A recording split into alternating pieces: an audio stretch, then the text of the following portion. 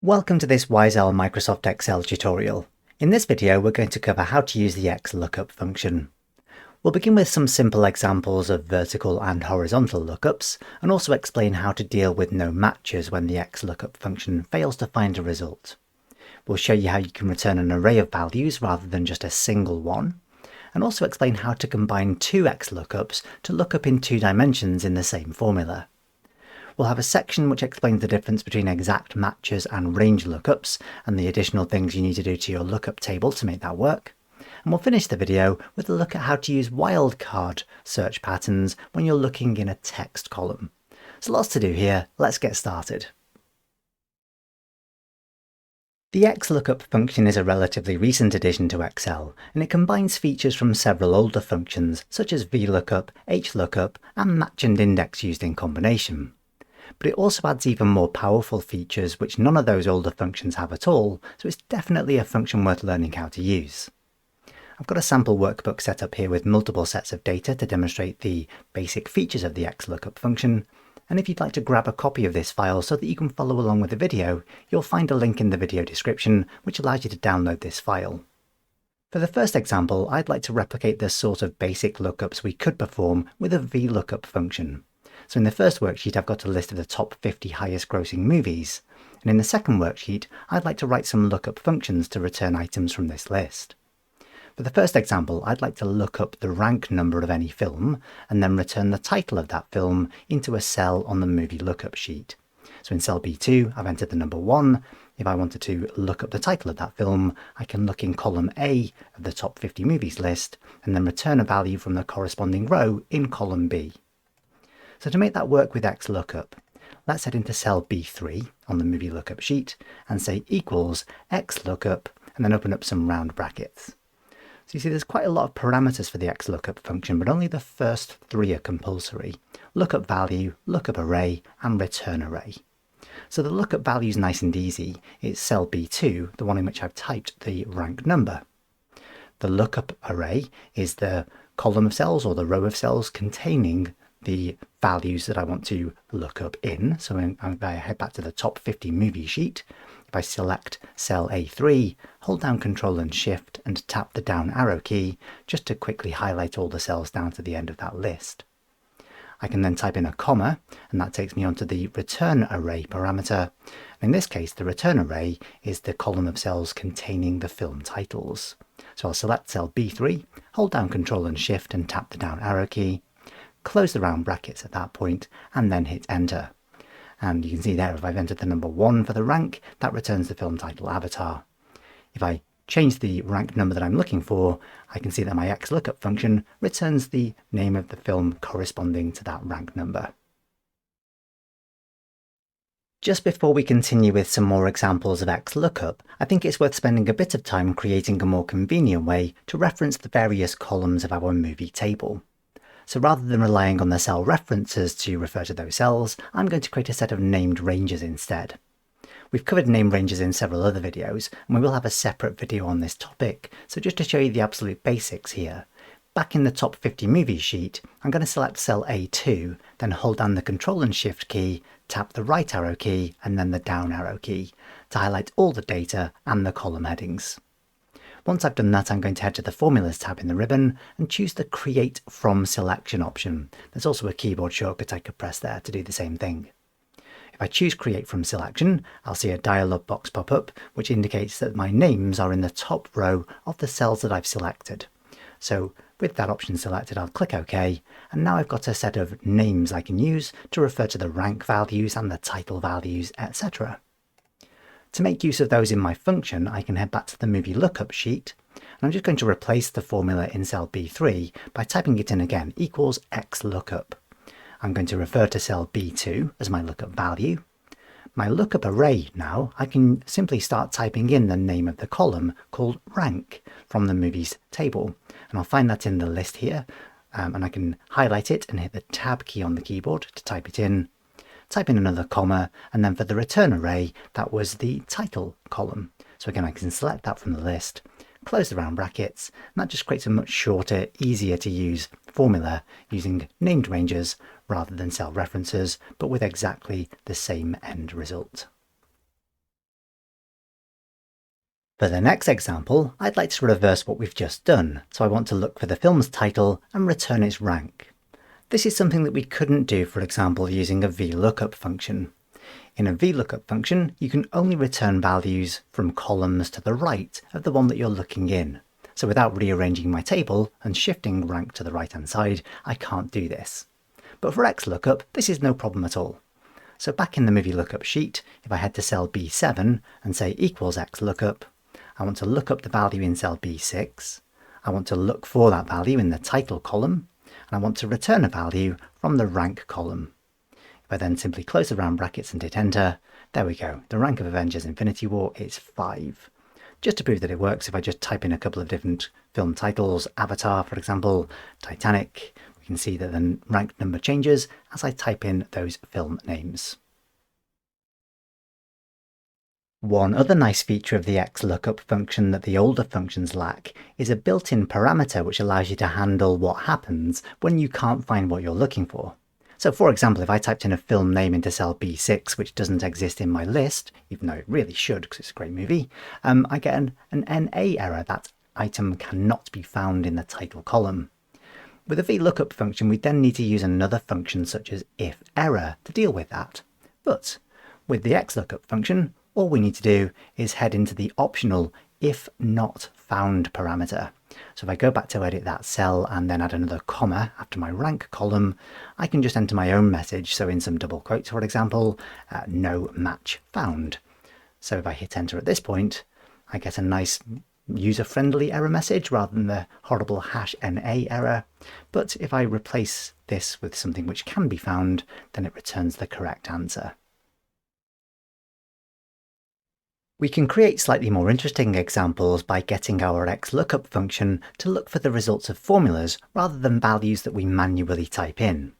So in cell B10, I'd like to calculate the maximum length of any film in my list. So I'm going to use the max function, if I can spell it, there we go, and then I'm going to reference the runtime column.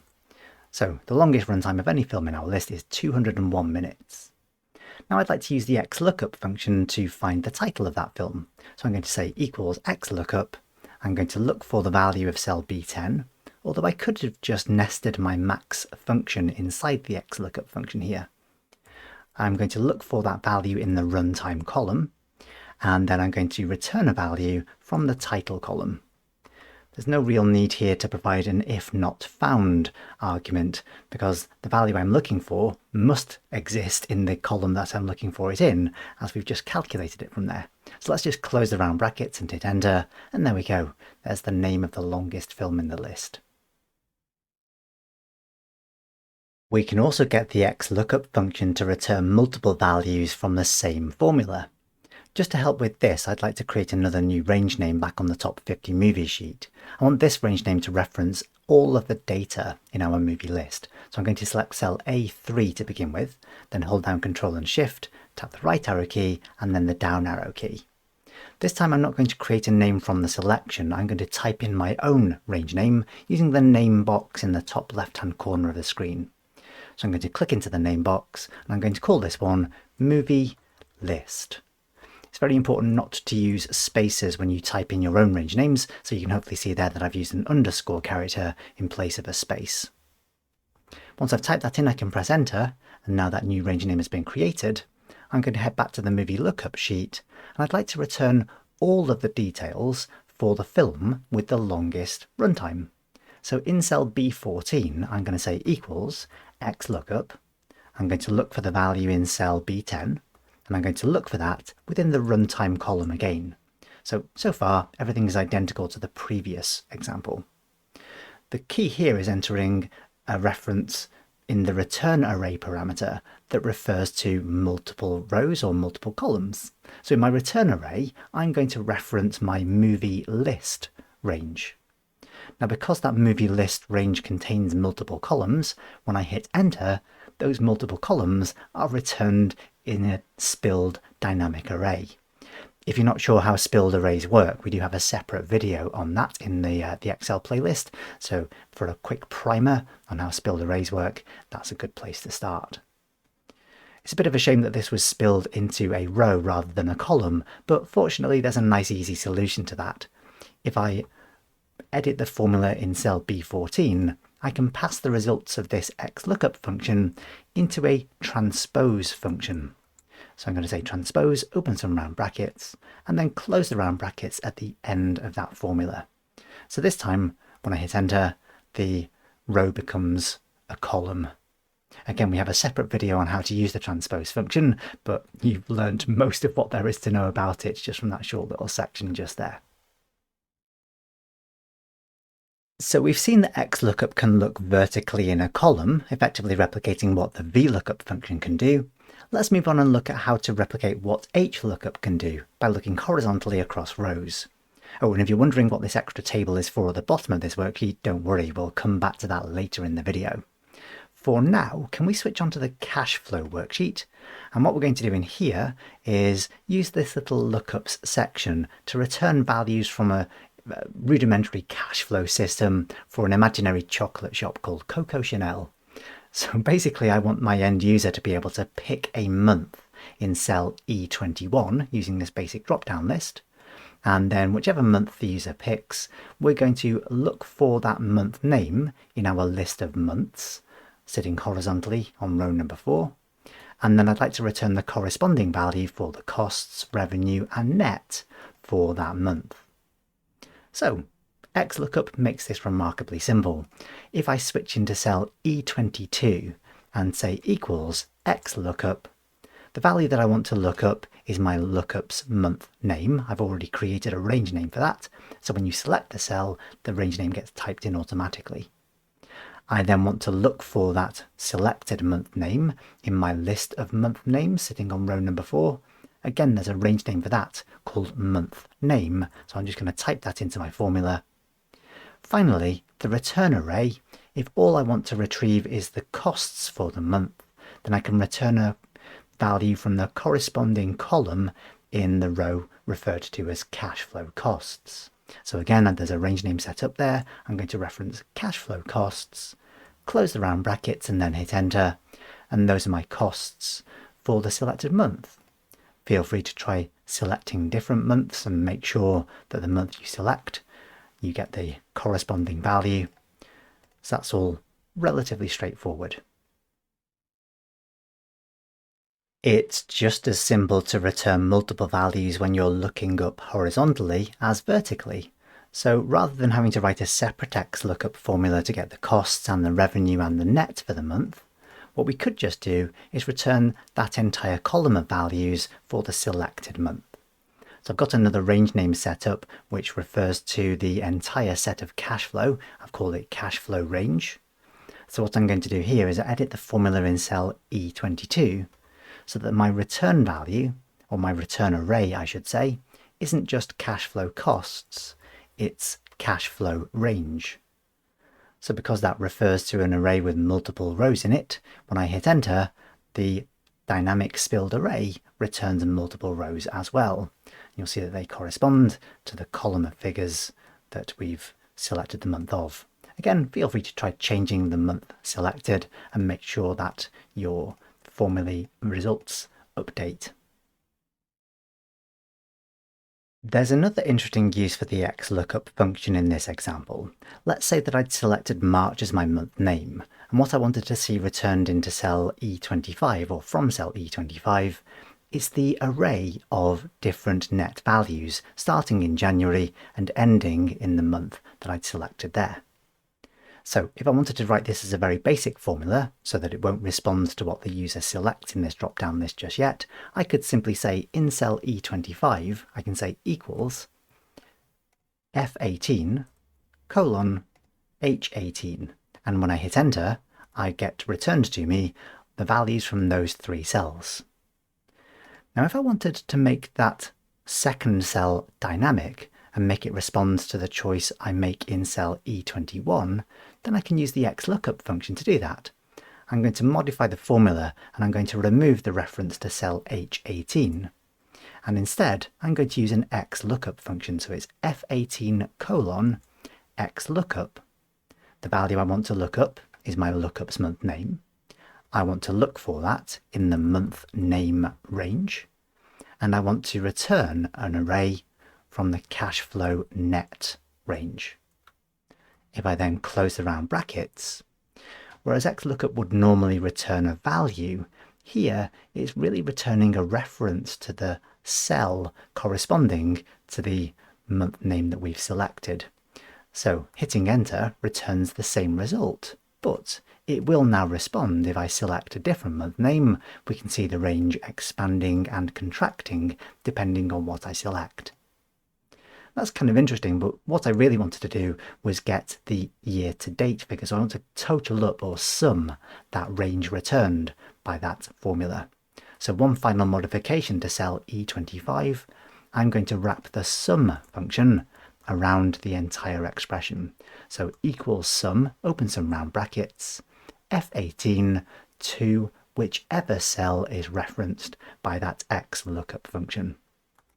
So if I have March selected, I get the grand total for January, February and March. And if you just wanted to make a quick sense check there, you could highlight those 3 cells in the list and then see the sum displayed in the bottom right hand corner of the screen. So in this example, we've used a single XLOOKUP function to return the last cell that we're trying to sum up. But there's no reason we couldn't use an additional XLOOKUP function to also return a reference to the first cell of the range we want to sum. If we scroll down into the quarterly summary section, I've already set up a little section that calculates the period numbers for the start and end of each quarter. So what I'd like to do is use those period numbers to look up the number in the period range and then sum up all the values between the start and end of each quarter. So to make that work, let's head into cell F33 and I'm going to say equals sum, open some round brackets. I'm going to use the XLOOKUP function to first of all look up the value in cell F31. I want to look for that within the period range and I want to return a reference to a cell in the cash flow net array. I can then close the round brackets and then type in a colon and then use the XLOOKUP function again to look up the value in cell F32. I want to look for that in the period array and I want to return a value from the cash flow net array again. Or rather than a value, I want to return a reference to a cell in that array. If I then close 2 sets of round brackets to complete the formula, so that's what the entire thing should look like, and then hitting enter should return the total for quarter 1, which currently matches the value in cell E25. If I then simply fill that formula across to the right, you can see that we get the correct quarterly total for each quarter separately. And again, a quick sense check just to make sure if you select those cells and have a look at the sum displayed in the bottom right hand corner, we should be able to see that those all match. So a slightly more interesting use for the XLOOKUP function. Okay, so we've seen how to look up vertically and we've seen how to look up horizontally. Now let's look at how we can combine vertical and horizontal in the same lookup. If we switch on to the sales worksheet, I've got a very basic table here with some imaginary sales figures for the Wiseowl Widgets store in different years and different quarters of those years. I've also got a basic query system set up where the user can choose a particular year and a particular quarter, and the idea is to return the single value at that intersection. So if I choose 2016 quarter 1, I want to get the number 280. Now, a fairly traditional conventional way to do this would be to nest 2 match functions inside an index function. But with XLOOKUP, we can get away with just 2 XLOOKUP functions. Let's start by getting a list of all the sales figures for the year that we've selected. So in cell I3, I'm going to say equals XLOOKUP. The value I'm going to look up is whatever's in cell H3. I'm going to look for that in my list of years, which I've already created a range name for. It's called widget years. And I want to return a value from the entire array of sales figures, which I call widget sales. That's B3 down to E7. So again, because I've selected multiple columns in my return array, when I close the round brackets and hit enter, that returns a value from every column. Now that I've got that row, I'm going to use that to populate an argument of another XLOOKUP function. So I basically want to use this quarter that I've selected to return a value from the corresponding column in the array that I've just returned. So I'm going to edit that formula, and I'm going to click back at the start just after the equal sign, and I'm going to write another XLOOKUP function. So this time I'm going to look up the quarter that I've selected, and I'm going to look for that in the list of all the quarters. So that's referred to as widget quarters. And my return array this time is going to be the row that I've returned from that existing XLOOKUP function. So if I close an extra set of round brackets at the end and then hit enter, I'll see that I can return a single value at the intersect of the year and quarter that I've selected. Of course, if you prefer, we could always look for the column first and then return a row from it, just by reversing the order of our XLOOKUPs. So let's replace what we've done there in cell I3 with another combination of XLOOKUPs. So let's return all the rows for the quarter we've selected first. So I'm going to say XLOOKUP I2. I'm going to look for that in my widget quarters range, and I'm going to return an array from my widget sales array. So that will return an entire column's worth of data for the selected quarter. So now what I'd like to do is pick a particular year's row from that array. So let's head back to cell I2 and edit the formula. And I'm going to wrap another XLOOKUP function around that. I'm going to look for the value of cell H3. I'm going to look for that in my widget years list. And I'm going to return a result from the array returned by that existing XLOOKUP function. Close the extra set of round brackets at the end and hit enter, and we'll once again return the correct result for the combination of items that we've selected. So far, every example we've used has relied on us finding an exact match for what we're looking for. The default way that XLOOKUP is configured is to look for exact matches. But it's not the only way we can make XLOOKUP work. For the next example, we're going to head back to the original Top 50 Movies worksheet. And I'd like to create a new column in this table that describes each film based on its runtime in minutes. The way we're going to make this work is, say, if the film is less than 100 minutes long, it's short. If it's between 100 and 150, it's medium. Between 150 and 200, it's long, etc. We can have as many different categories as we like. Now we could do this using an ifs function, for example, but the problem with an ifs function is that the more categories you have, the more logical tests you have to write. With an XLOOKUP function, things are a bit simpler, providing you've configured a sensible lookup table. So I'm going to head on to the lookup tables worksheet just to show you the table we'll use for the film length. I've got a column called minutes with a range name and a column called length description with a separate range name. The idea of the first column is that I've started with the smallest possible number I would ever want to look up for the runtime minutes. So I guess theoretically the minimum runtime minutes would be 0. And if a film has a runtime of 0 minutes, it would be described as short. And a film continues to be described as short until the runtime hits the next threshold of 100, at which point it becomes medium. And it remains medium until it hits the next threshold of 150, at which point it becomes long, and so on. A film can be longer than 200 minutes. This last row just represents the last threshold, the last point at which the description changes. So we could handle films whose runtimes are in the millions or billions of minutes if we really, really wanted to. Anyway, to make this work, let's head back to the Top 50 Movies sheet and maybe create a new column header in column K.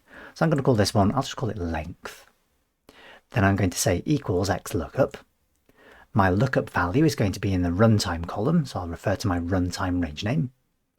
The lookup array is going to be the minutes column.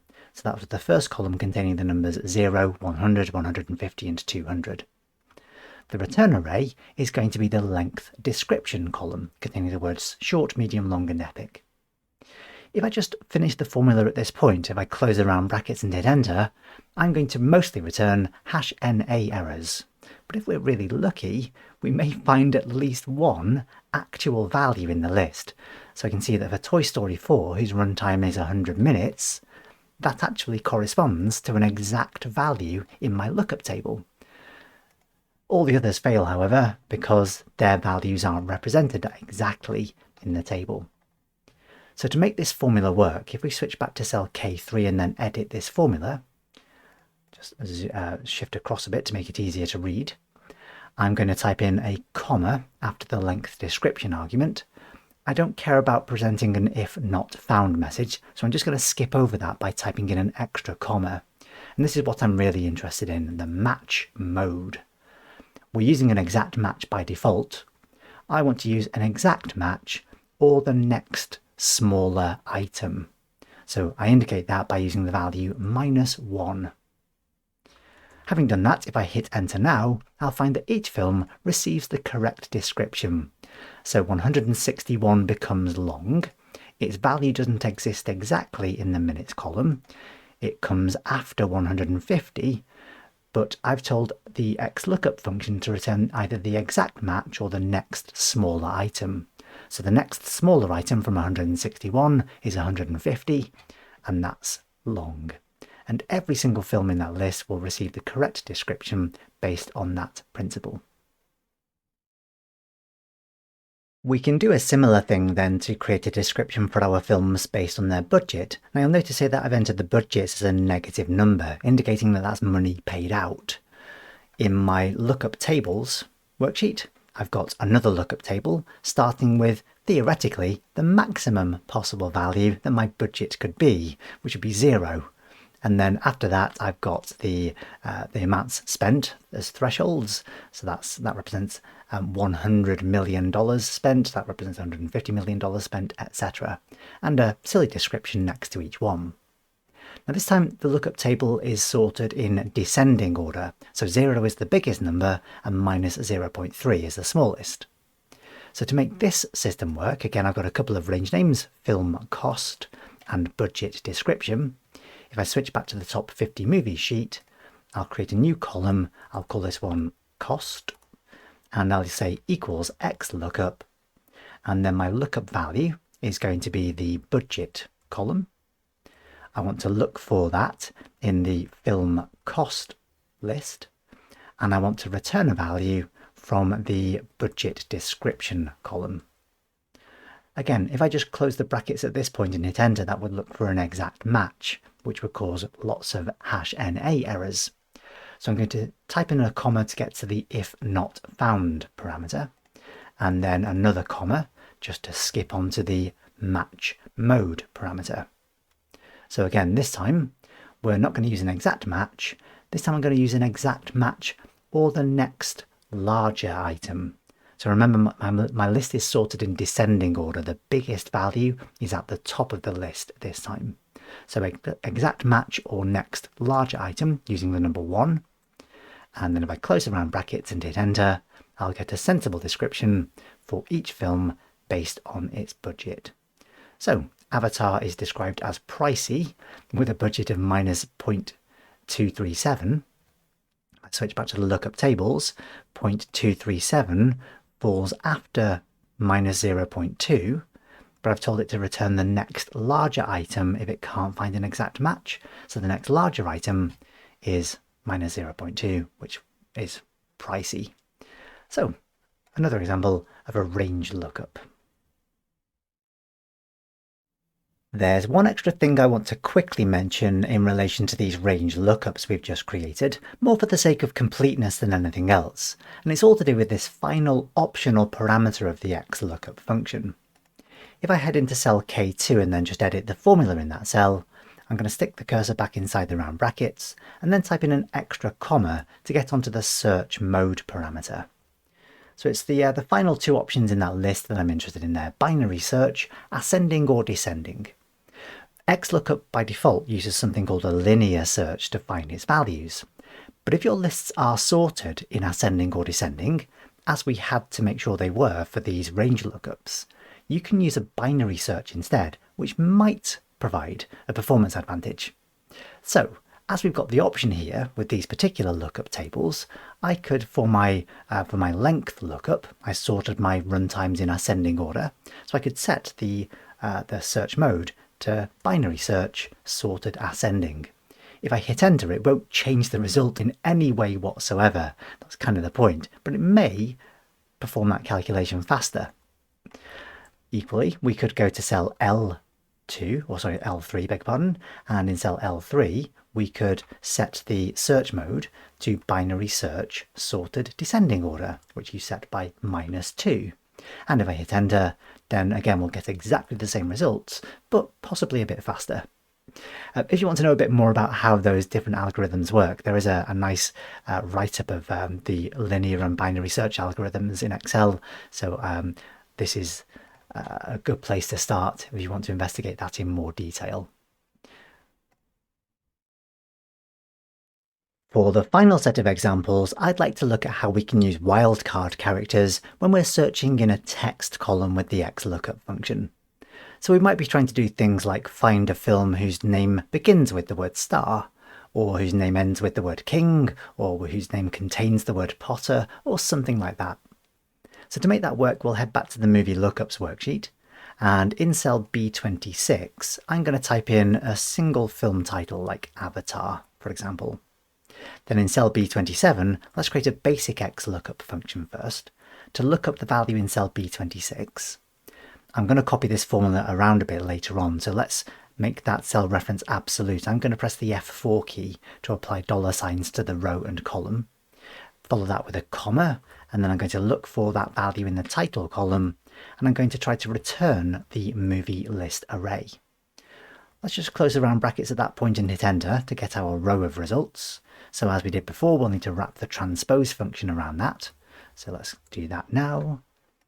And then there we go, there's our basic example that will find all the details for a film whose title exactly matches the one that we've typed in.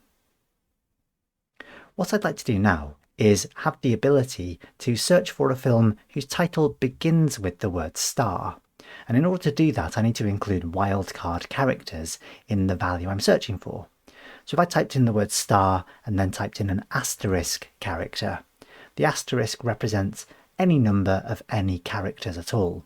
So that's basically saying film title begins with STAR. The problem is that by default, if I hit enter, the XLOOKUP function doesn't allow wildcard characters. So we need to modify one of the optional parameters. If we edit that formula, I'm going to type in a comma to get to the if not found parameter. I am going to type in an if not found message, no matches in double quotes, followed by another comma, and then in the match mode parameter, you can see that there's an option for a wildcard character match. So if I use that value, the number 2, to indicate a wildcard character match, this time when I press enter, I'll find all the details for the first film in the list whose first 4 characters are the letters STAR. I can play around with this a little bit. So for example, let's say I wanted to find all the films whose title ends with the word king. I can type in an asterisk and then say KING, and that's the first film whose final 4 characters are KING. If I then make one more change, I'm going to look for the word Potter. So I'm going to use an asterisk at the beginning and at the end to find any film whose title contains the word Potter anywhere in it. By default, the XLOOKUP function starts its search from the top of the list and then returns the first item which matches the pattern you've typed in. So Harry Potter and the Deathly Hallows Part 2 is the first film in this list that contains the word Potter. There are other films that contain the word Potter as well. So let's say we wanted to search from the bottom upwards and find the first match that we encounter from the bottom of the list. If we switch back to the Movie Lookups sheet, I'm going to head into cell C27. I'm just going to press Ctrl and R to fill my formula across to the right. So having done that, I'm then going to edit the formula in cell C27, and I'm going to type in a comma after the number 2 to get back to that search mode parameter. So you see that by default we're searching first to last. I'd like to search last to first using the value -1. No extra round bracket required there. If I just then hit enter, we'll see that we get Harry Potter and the Philosopher's Stone. So this applies to any of the searches we've done previously as well. Let's search for films ending in the word king. So the first match from the top of the list is The Lion King, and the first match from the bottom of the list is also The Lion King, but two different versions of that film released in different years, of course. Let's go for the star example. So star followed by an asterisk, and then the first film at the top and the last film at the bottom. For the final example, I'd like a bit more control over the order of the lists that we're searching in and returning our values from. So at the moment, we're just getting what is physically the top and bottom items from the original list. What if I wanted to, say, for example, return the details of the longest film whose title begins with the word star? One way I could do that is to physically sort my list in descending order of runtimes, but that seems a little excessive. What we're going to do instead is nest the sort by function inside the XLOOKUP function to modify the sort order within the function itself. We do have a separate video on the sort by function. We'll just cover the absolute basics here, so have a reference to that video if you need a bit more information. If I switch back to my movie lookups worksheet, I'm going to start by copying the formula in cell B27 into cell D27. And what we'll then do is edit that formula so that rather than looking for our value in the title column as it is currently sorted, I want to search for the title value in a sorted version of the title column. So I'm going to use the sort by function to say sort by title. I'm going to sort it by the runtime column, and I'm going to sort it in descending order using -1. Now it's really important that I have the return array sorted in exactly the same way. So I'm going to wrap another sort by function around my movie list range reference. And then I'm going to say sort that by the runtime column. And once again, I want to go in descending order. So if I close the round brackets now and then hit enter, I now return the longest film whose title begins with the word star. If I also wanted to return the shortest film whose title matches that search phrase, that's incredibly easy as well. I've got two choices here. I could change the sort order of the sort by functions, or I could just return the bottom item of the list as it is currently sorted. Let's pick the second option there, I think. If I just copy that formula across into column E, and then modify the final optional parameter of the XLOOKUP function. If I make that return the last to first search order using -1, the shortest film whose title begins with the word star is episode 1, The Phantom Menace. We can try a few different search phrases then. Let's go for the word king there. Films ending with the word king. So the top item is the most recent Lion King. The bottom item is the original Lion King. The longest is Lord of the Rings: Return of the King, 201. And then the shortest is actually the original Lion King cartoon. So quite a lot of options there by employing some of these other dynamic array functions like sort by. There's some pretty powerful searches you can perform with the XLOOKUP function that you certainly couldn't do with any of the older functions we've talked about in this video. So, hope you found that one useful. Maybe some of it was even a bit interesting and fun. Thanks very much for watching, and we'll see you next time.